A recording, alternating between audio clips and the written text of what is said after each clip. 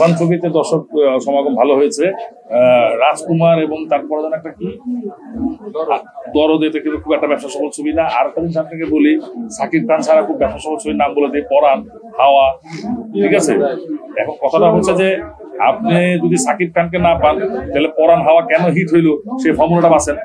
এটা কি একটা সুন্দর গল্প, একটা সুন্দর অভিনয় শিল্পী কলাকুশলী সেখানে ছিল।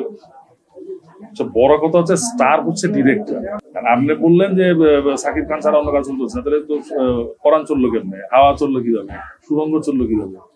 কেন হিরো নাই? সেটা কারণ হচ্ছে আমাদের কন্টেন্ট নাই, আমাদের ছবি হচ্ছে না, আমাদের মার্কেট নাই, আমাদের প্রযোজনা সংস্থাগুলো একে একে সব বন্ধ হয়ে গেছে, রেগুলার প্রডিউসার বলতে কেউই নাই।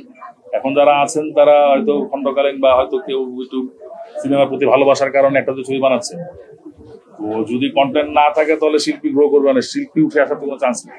ইন্ডাস্ট্রি পরিবর্তন হওয়ার জন্য আমার পরামর্শ, আমার একটা আহ্বান আছে বাংলাদেশের দর্শকদের কাছে, আপনারা খুব বেশি বেশি বাংলা ছবি দেখেন, সিনেমা হলে দেখেন, বাংলা ছবির পৃষ্ঠপোষকতা করেন, বাংলা ছবির প্রশংসা করেন, বলেন যে বাংলা ছবি ওয়ার্ল্ডের 1 নম্বর ছবি, আস্তে আস্তে আবার আগে যায় বাংলা ছবি।